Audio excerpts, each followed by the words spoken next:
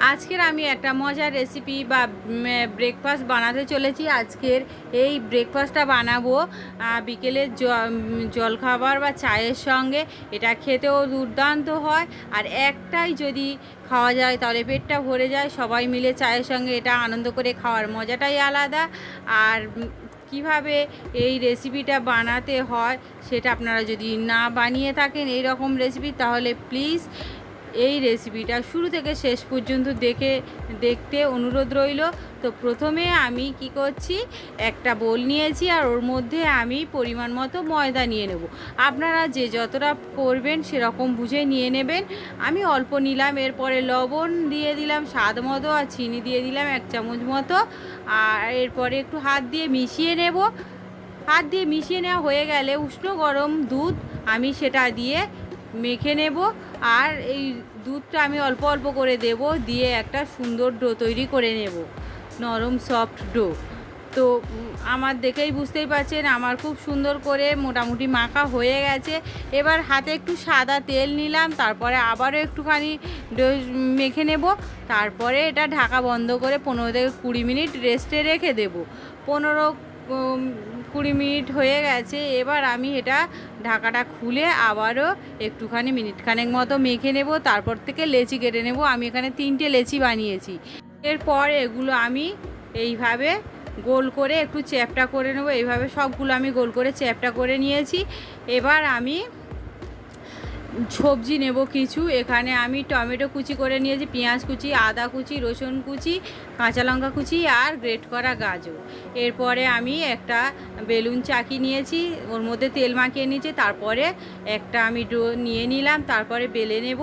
আর এই বেলাটা যেমন খুশি তেমন করে বেললে হবে, কারণ এখানে গোল করে বেলার কোনো দরকার নেই। এরপরে মাঝখান থেকে একটা ছুরির সাহায্যে কেটে নিলাম, আর এরপর অল্প একটু তেল উপরে দিয়ে দিলাম, দিয়ে হাত দিয়ে লাগিয়ে দেবো। তারপরে এইভাবে ঘুরিয়ে ঘুরিয়ে ফোল্ড করে নেব। তারপরে হাত দিয়ে এটা উপর থেকে এরকম প্রেস করলে এটা গোল মতো একটা আবার হয়ে যাবে। তো এটা আমি রেখে দেবো। এইভাবে আরও একটা বানিয়ে নেব। তো একই সেম প্রসেসেই আমি বানিয়ে নেব। তো বানিয়ে নেওয়া হয়ে গেলে আবারও এটা রেখে দেব। এইভাবে সবগুলো কিন্তু আমি বানিয়ে নেব। তো বানিয়ে নেওয়া হয়ে গেছে। এবার আমি একটা নিলাম ওর মধ্যে থেকে, আর তারপরে পরোটার মতো করে বেলে নেব। এখানে বলে রাখি, গোল করে বেলার এখানেও দরকার নেই, মোটামুটি করে বেলে নিলে হবে। তো বেলে নেওয়া হয়ে গেছে, আরও একটা বেলে নেব। তো দুটো আমি বেলে নিয়েছি। এবার আমি কি করব, বাটি নেব। এখানে আমি দুটো বাটি নিচ্ছি, আর বাটির উপরে দুটো পরোটা আমি রেখে দেব।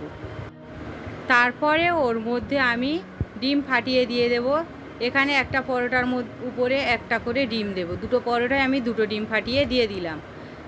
এরপরে ডিম ফাটিয়ে দেওয়া হয়ে গেছে। এবার আমি দিয়ে দেব ওর উপরে একটুখানি পেঁয়াজ কুচি, দুটোতে দিয়ে দেব একটুখানি টমেটো কুচি, একটুখানি কাঁচা লঙ্কা কুচি। তো ঝালটা আপনারা বুঝেই দিয়ে দেবেন। একটুখানি গাজর কুচি বা গাজর গ্রেট করা, আর একটুখানি আদা কুচি দিয়ে দেব, একটুখানি রসুন কুচি দিয়ে দেব, আর লবণ স্বাদ মতো দুটোর মধ্যে দিয়ে দেব, আর গোলমরিচ গুঁড়ো দিয়ে দেব। তো এখানে আমার গোলমরিচ আর লবণের ভিডিওটা স্কিপ হয়ে গিয়েছে, আমার মেয়ে এটা বন্ধ করে রেখেছিল, তো সেই জন্য দিতে পারেন। আপনারা অবশ্যই দিয়ে দেবেন। তারপরে এইভাবে আপনারা মুড়ে নেবেন। এইভাবে দেখেই বুঝতেই পারছেন কীভাবে আমি একটা মুড়ে নিলাম। আপনারা ভালো করে দেখুন। এইভাবে ধরে ভাঁজ করে করে কুচি করে করে মুড়ে মুখটা এইভাবে একটু ঘুরিয়ে দিলেই হয়ে যাবে। তো তারপরে আমি দুটো মুড়ে নিলাম। আমি গ্যাস অন করে গ্যাসের উপর তেল বসিয়ে দিয়েছি। তেলটা একটু গরম হয়ে এলে আমি ওর মধ্যে একটা পরোটা দিয়ে ছেড়ে দেব। তারপরে একটু সময় ধরে, এই সময় আমি গ্যাসের আঁচটা, তেলটা একটু গরম হয়ে এসছে, মোটামুটি মিডিয়াম গরম, তখনই আমি এটা ছেড়ে দিলাম। তারপরে কিন্তু গ্যাসের আঁচটা আরও একটু আমি সিমের থেকে একটু উপরে রেখে এটা আমি একটু সময় ধরে লাল লাল করে সুন্দর করে ভেজে নেব। তাহলে কী হয়, ভিতরে ডিমটাও সিদ্ধ হয়ে যাবে আর ভেতরটা কাঁচা থাকবে না। আর খেতে কিন্তু জিনিসটা একদম মুচমুচে প্যাটিসের মতো মনে হবে বা সিঙ্গাড়ার মতো মনে হবে। এটা এইভাবে উল্টে পাল্টে আমি একটু সময় ধরে কিন্তু 5-6 মিনিট ধরে ভাজবো, সেটা দিকে আপনারা খেয়াল রাখবেন। এইভাবে এইভাবে আমি একটা ভাজা হয়ে গেছে, আবারও একটা দিয়ে দিলাম। আর এইভাবে আমি সবগুলো কিন্তু উল্টে পাল্টে খুব সুন্দর করে গোল্ডেন ব্রাউন করে ভেজে নিলাম। তো দুটো আমার দেখেই বুঝতে পারছেন প্রায় ভাজা হয়ে গেছে। এবার এগুলো সব হয়ে গেছে, আরও একটা রয়েছে সেটাও আমি ভেজে নেব। তো সবগুলো আমার ভাজা হয়ে গেলে দেখাচ্ছি। দেখুন সবগুলো আমার ভাজা হয়ে গেছে, 3টে আমি করেছি, আমি বেশি করিনি। তো সবগুলো আমার ভাজা হয়ে গেছে, আমি পরিবেশনের জন্য প্লেটে সার্ভ করে দিয়েছি। দেখুন দেখতে কতটা সুন্দর হয়েছে, কতটা খাস্তা মনে হচ্ছে। এবার আমি একটু ভিতরটা কেটে দেখাবো। দেখুন ভেতরটাও কত সুন্দর, কিন্তু এটা একটা মোটামুটি টেস্টিও হবে, আবার হেলদিও আছে। বাচ্চারা খেলে খুব একটা অসুবিধা হবে না, হয়তো তেলে ভাজা সেজন্য বাচ্চাদের ক্ষতি একটু হলেও হতে পারে। তো তবুও সবার কিন্তু খুব পছন্দ লাগবে, একটা মুখরোচক রেসিপি বটে। তো এটা কাটলাম, কাটার পরে একটুখানি গোলমরিচ উপর থেকে অল্প একটুখানি ছড়িয়ে দেব, দিয়ে আমি এটা পরিবেশনের জন্য সার্ভ করে দিলাম, পরিবেশন করার জন্য একদম রেডি করে দিলাম।